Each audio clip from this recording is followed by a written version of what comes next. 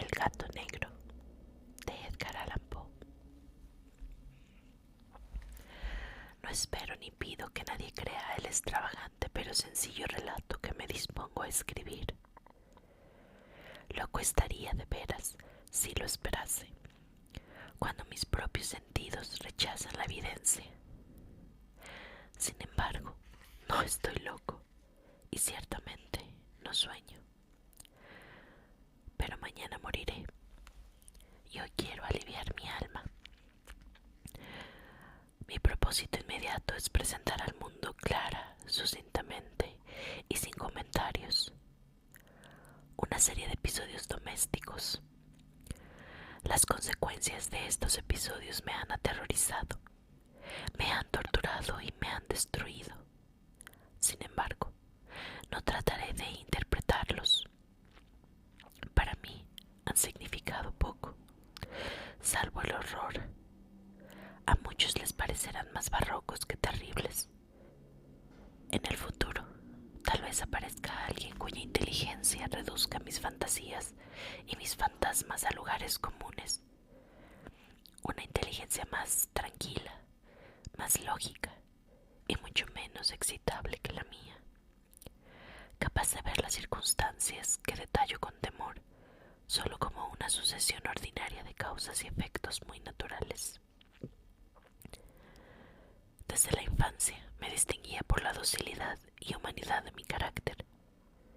La ternura de mi corazón era incluso tan evidente que me convertía en objeto de burla para mis compañeros. Sobre todo, sentía un gran afecto por los animales.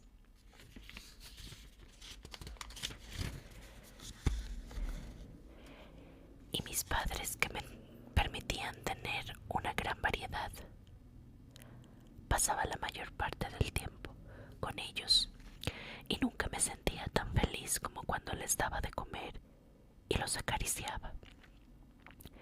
Este rasgo de mi carácter crecía conmigo y cuando ya era hombre me proporcionaba una de mis principales fuentes de placer. Aquellos que han sentido afecto por un perro fiel y sagaz no necesitan que me moleste en explicarles la naturaleza ni la intensidad de la satisfacción así recibida. Hay algo en el generoso y abnegado amor de un animal que llega directamente al corazón de aquel que con frecuencia ha probado la mezquina amistad y frágil fidelidad del hombre. Me casé muy joven y tuve la alegría de descubrir que mi mujer tenía un carácter no incompatible con el mío. Al observar mi preferencia por los animales domésticos, ella no perdía oportunidad de conseguir los más agradables entre ellos. Teníamos pajaritos, peces de colores, un hermoso perro, conejos, un mono pequeño y un gato. Este último era un hermoso animal, notablemente grande, completamente negro y de una sagacidad asombrosa. Al referirse a su inteligencia, mi mujer, que en el fondo era un poco supersticiosa, aludía con frecuencia a la antigua creencia popular de que todos los gatos negros eran brujas disfrazadas. No quiero decir que yo lo creyera en serio, y solo menciono el asunto porque lo he recordado ahora por casualidad. Pluto, tal era el nombre del gato, era mi predilecto y mi camarada. Solo yo le daba de comer, y él me acompañaba en casa por todas partes. Incluso me resultaba difícil impedir que me siguiera por las calles. Nuestra amistad duró así varios años, en el transcurso de los cuales mi temperamento y mi carácter, por medio del demonio, intemperancia y enrojezco al confesarlo, habían empoderado radicalmente. Día a día me fui volviendo más irritable, malhumorado e indiferente hacia los sentimientos ajenos. Me permitía usar palabras duras con mi mujer. Por fin, incluso llegué a infligirle violencias personales. Mis animales, por supuesto, sintieron también el cambio de mi carácter. No solo los descuidaba, sino que llegué a hacerles daño. Hacia Pluto, sin embargo, aún sentía el suficiente respeto como para abstenerme de maltratarlo, como hacía sin escrúpulos con los conejos, el mono y hasta el perro, cuando por accidente o por afecto se cruzaban en mi camino. Pero mi enfermedad empeoraba, pues ¿qué enfermedad es comparable al alcohol? Y al fin, incluso Pluto, que entonces envejecía y en consecuencia se ponía irritable, incluso él empezó a sufrir los efectos de mi mal humor. Una noche, al regresar a casa, muy embriagado, de uno de mis lugares predilectos en el centro de la ciudad, me imaginé que el gato evitaba mi presencia. Lo agarré y, asustado por mi violencia, me mordió levemente en la mano. Al instante se apoderó de mí la furia de un demonio. Ya no me reconocí a mí mismo. Mi alma original pareció volar de pronto de mi cuerpo y una malevolencia más que diabólica, alimentada por la ginebra, estremeció cada fibra de mi ser. Saqué del bolsillo del chaleco un cortaplumas, lo abrí, sujeté a la pobre bestia por la garganta y deliberadamente le saqué un ojo. Siento vergüenza, me abrazo, tiemblo mientras escribo de aquella condenable atrocidad. Cuando por la mañana mi razón retornó, cuando el sueño se había pasado a los vapores de la orgía nocturna, experimenté un sentimiento de horror mezclado con el remordimiento ante el crimen de que era culpable. Pero solo era un sentimiento débil y equívoco, y no llegó a tocar mi alma. Otra vez me hundí en los excesos y pronto ahogué en mí no todo recuerdo del acto. Entretanto, el gato mejoraba lentamente. La cuenca del ojo perdido tenía, sin duda, un aspecto horrible, pero el animal parecía no sufrir ya. Se paseaba como de costumbre por la casa, pero como era de esperar, huía, presa del pánico cuando me acercaba a él. Aún quedaban en mí al principio gran parte de mis antiguos sentimientos como para sentirme agraviado por la evidente antipatía de un animal que una vez me había querido tanto. Pero ese sentimiento pronto se dio a paso a la irritación y entonces se presentó como para mi derrota final e irrevocable el espíritu de la perversidad. La filosofía no tiene en cuenta este espíritu.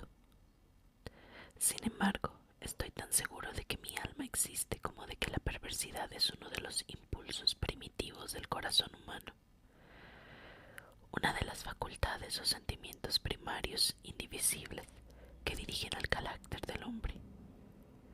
Quien no se ha encontrado 100 veces cometiendo una acción malvada o tonta por la simple razón de que sabe que no debía cometerla.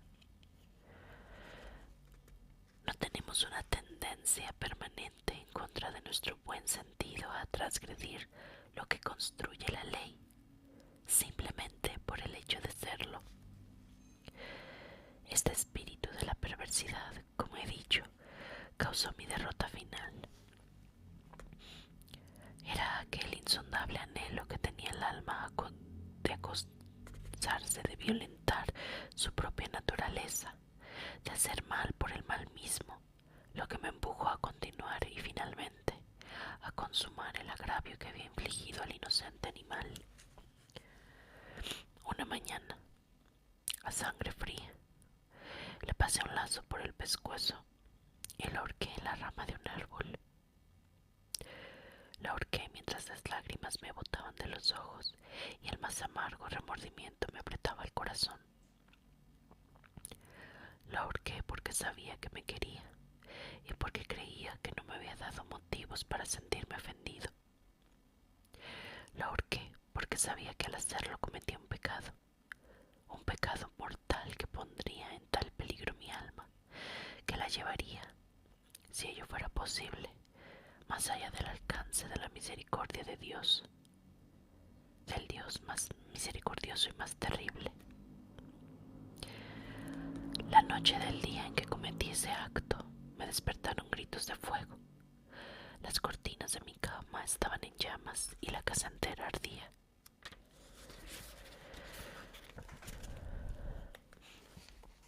Con gran dificultad pudimos escapar del incendio mi mujer, un sirviente y yo. Todo quedó destruido. Mis bienes terrenales se perdieron y desde entonces me resigné a la desesperación. Estoy por encima de la debilidad de intentar restablecer una relación de causa y efecto entre el desastre y la atrocidad que cometí. Me limito a detallar una cadena de hechos y no quiero dejarme ni un posible eslabón. Al día siguiente del incendio visité las ruinas. Todas las paredes, salvo una, se habían desplomado. La que quedaba en pie era un tabique de poco espesor, situado en el centro de la casa y contra el cual se apoyaba la cabecera de mi cama. El yeso del tabique había resistido en gran medida la acción del fuego, cosa que atribuía a su reciente aplicación. Una apretada muchedumbre se había reunido alrededor de esta pared y varias personas parecían examinar parte de la misma atenta y minuciosamente. Las palabras extraño, raro y otras expresiones semejantes despertaron mi curiosidad. Me acerqué al lugar y vi como grabada en bajo relieve sobre la blanca superficie la figura de un gigantesco gato. La imagen mostraba una precisión verdaderamente maravillosa. Había una cuerda alrededor del pescuezo del animal. Al contemplar por primera vez esta aparición, porque apenas podía considerarla otra cosa, mi asombro y mi terror eran extremos. Pero al fin la reflexión vino en mi ayuda. El gato, como recordé, había quedado ahorcado en el jardín cerca de la casa. Cuando sonó la alarma del incendio, este jardín fue invadido inmediatamente por la muchedumbre y alguien debía haber cortado la cuerda y tirado al animal en mi habitación por la ventana abierta. Seguramente lo había hecho con la intención de despertarme.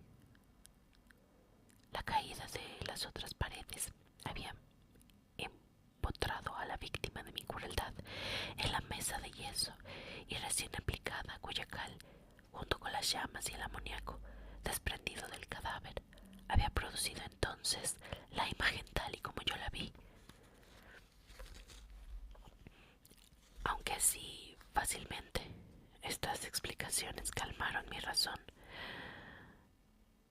sino enteramente mi conciencia, fue el asombroso hecho que acabo de describir. Lo ocurrido no dejó de impresionar profundamente a mi imaginación. Durante meses no pude librarme del fantasma del gato, y en todo este periodo mi espíritu experimentó un vago sentimiento que recordaba sin serlo el remordimiento. Llegué incluso a lamentar la pérdida del gato y a buscar en los envilecidos lugares que habitualmente frecuentaba otro animal de la misma especie y de cuya apariencia semejante se pudiera ocupar su lugar. Una noche, mientras estaba sentado medio borracho en una más que infame taberna, de pronto me llamó la atención un objeto negro que yacía sobre la tapa de uno de los enormes toneles de ginebra o de ron que constituían el principal mobiliario del lugar. Durante algunos minutos yo había estado mirando fijamente la parte superior de ese tonel. Lo que me sorprendió entonces fue el hecho de no haber visto aquel objeto que se hallaba encima. Me acerqué a él y lo toqué con la mano. Era un gato negro, un gato muy grande, tan grande como Pluto, y con un gran parecido a él en todos los aspectos, salvo en uno. Pluto no tenía ni un pelo blanco en el cuerpo, pero este gato mostraba una mancha blanca, grande aunque indefinida, que le cubría casi todo el pecho. Cuando lo toqué, se levantó enseguida.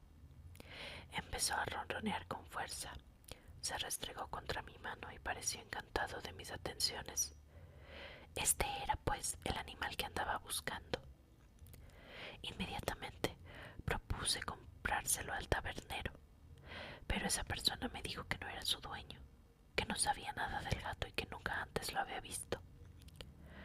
Seguí acariciando al gato y cuando me levanté para marcharme a casa, el animal se mostró dispuesto a acompañarme. Le pedí que lo hiciera y a ratos me inclinaba y lo acariciaba mientras venía a mi lado. Cuando estuvo en casa, se acostumbró enseguida y pronto llegó a ser el gran favorito de mi mujer. Por mi parte, enseguida descubrí que surgía de mí una antipatía hacia el animal.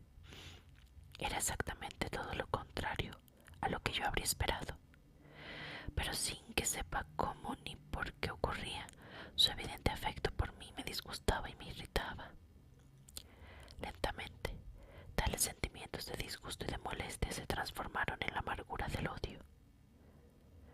Evidentemente encontraba con el animal cierta vergüenza, y el recuerdo de mi gato y de mi acto de crueldad me prohibían abusar de él físicamente.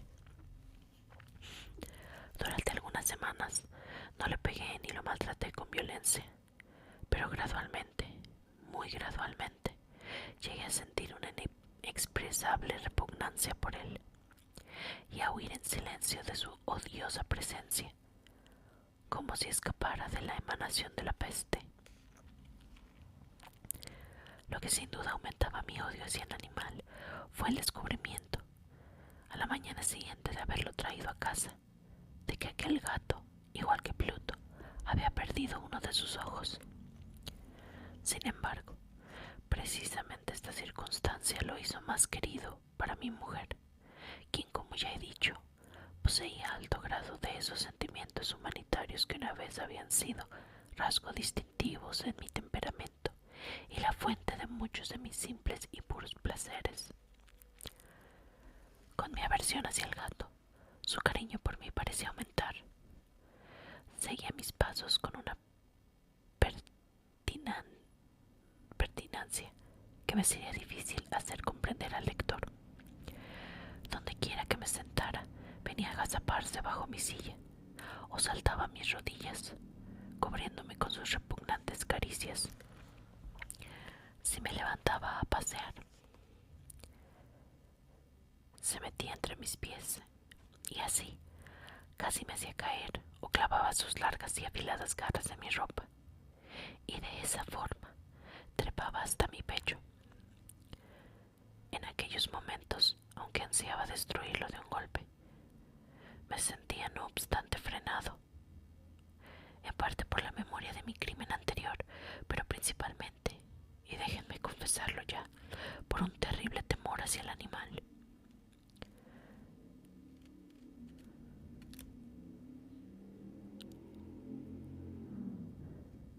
No era exactamente aquel temor, miedo a un mal físico. Sin embargo, no sabría cómo definirlo de otro modo. Me siento casi avergonzado de admitir, incluso ahora, que desde esta celda para criminales casi me siento avergonzado de admitir el terror y el horror que aquel animal me causaba, y cómo habían sido alimentados por una de las más insignificantes quimeras que fuera posible concebir. Más de una vez, mi mujer me había llamado la atención sobre el aspecto de la mancha del pelo blanco, de la cual ya he hablado, y constituía la única diferencia visible entre esta extraña bestia y la que yo había matado. El lector recordará que esta mancha, aunque era grande, había sido al principio muy indefinida, pero gradualmente, casi imperceptiblemente, forma de que mi razón luchó durante largo tiempo para rechazar ese cambio como imaginario. La mancha fue adquiriendo una rigurosa nitidez en sus contornos. Era ya la imagen de un objeto que tiemblo al recordar, y por ello, sobre todo, odiaba, temía y me habría librado del monstruo si me hubiese atrevido a hacerlo. Era, digo, la imagen de una cosa atroz, horrible, la imagen del patíbulo. Oh, fúnebre y terrible máquina del horror y del crimen, de la agonía y de la muerte. Y entonces sentía de veras sobre mí una desgracia mayor que la simple desgracia humana. Y pensar que una bestia cuyo semejante yo habría destruido desdeñosamente, una bestia podría obrar sobre mí un hombre creado a imagen y semejanza de Dios, tanta insufrible miseria. Ay, ni de día ni de noche conocía ya la bendición del descanso. De día el animal no me dejaba en paz ni un momento, y de noche despertaba yo sobresaltado por sueños de indescriptible terror para sentir el ardiente aliento de aquella cosa en mi cara y su enorme peso. Encarnada pesadilla que no tenía yo el poder de quitarme de encima, descansando eternamente sobre mi corazón. Bajo la opresión de tormentos como estos, sucumbió en mí el débil vestigio del bien.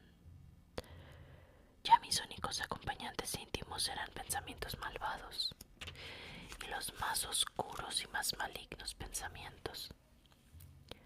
El mal humor de mi disposición habitual creció hasta convertirme en un odio a las cosas y toda la humanidad.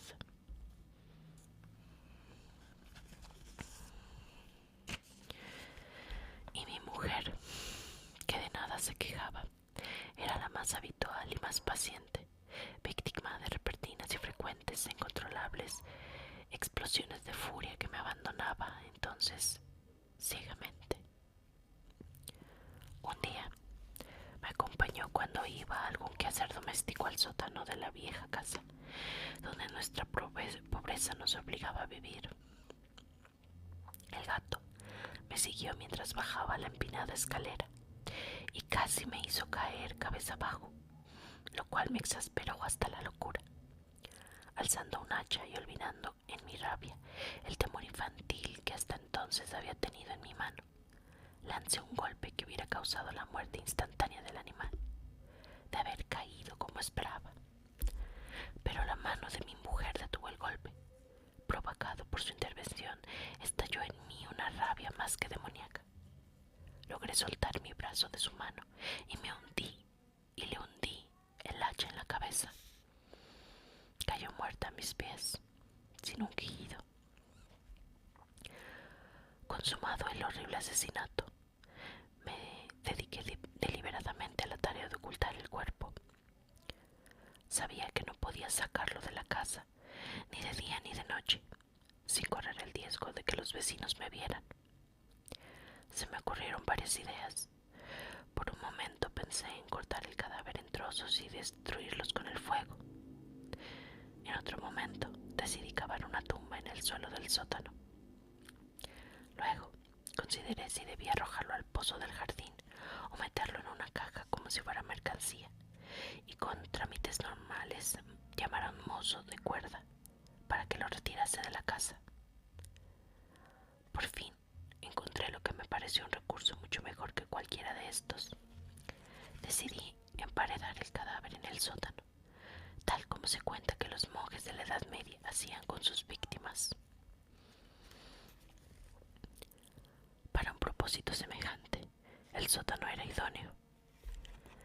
Las paredes no habían sido sólidamente construidas y se les había aplicado una capa de yeso vasto que la humedad del ambiente no había dejado endurecer.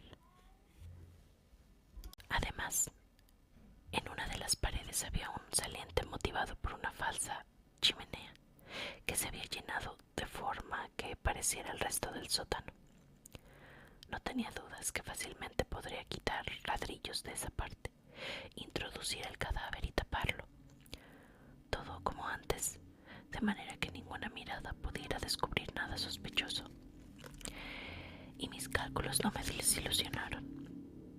Con una palanca saqué fácilmente los ladrillos y después de colocar con cuidado el cuerpo contra la pared interior, lo apuntalé en esa posición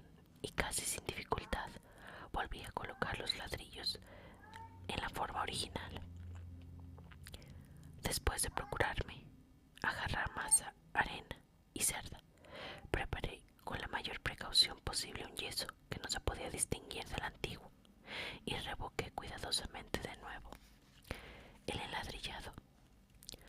Cuando acabé, me sentí satisfecho de que todo hubiera quedado bien. La pared no mostraba la menor señal de haber sido alterada. Recorrí el suelo, los desechos con el más minucioso de los cuidados. Triunfante, miré alrededor y me dije, aquí por lo menos no he trabajado en vano. Mi paso siguiente consistió en buscar a la bestia que había sido la causa de tanta desdicha, porque al fin me sentí firmemente resuelto a matarla. Y si hubiera podido encontrar al gato en ese momento, su destino habría quedado para siempre sellado. Pero por lo visto, el astuto animal, alarmado por la violencia de mi anterior acceso de cólera, se negaba a presentarse mientras yo siguiera de mal humor. Es imposible describir ni imaginar el profundo y dichoso sentimiento de alivio que la ausencia del odiado animal trajo a mi pecho. No apareció aquella noche, a menos durante la noche. Por primera vez desde su llegada a la casa pude dormir profunda y tranquilamente. Sí, pude dormir, incluso con el peso del asesinato sobre mi alma. Pasaron el segundo y tercer día y aún no volví a mi atormentador. Una vez más respiraba como un hombre libre. El monstruo aterrorizado había huido del lugar para siempre. No volvería a verlo jamás. Mi felicidad era suprema. La culpa de mi negro acto me molestaba un poco. Se había hecho algunas indagaciones, pero estas hallaron respuesta sin dificultad. Incluso habían registrado la casa, pero por supuesto no se descubrió nada. Yo consideraba asegurada mi felicidad futura. Al cuarto día del asesinato, un grupo de policías entró en la casa intempestivamente y procedió otra vez a una rigurosa investigación. Seguro de que mi lugar de ocultación era inescrutable, no sentí la menor inquietud. Los agentes me pidieron que los acompañara en su registro. No dejaron ningún rincón ni escondrijo sin explorar. Al fin, por tercera o cuarta vez bajaron al sótano. No me temblaba ni un solo músculo. Mi corazón latía tranquilamente como el de quien duerme en la inocencia. Me paseaba de un lado a otro del salón, del sótano.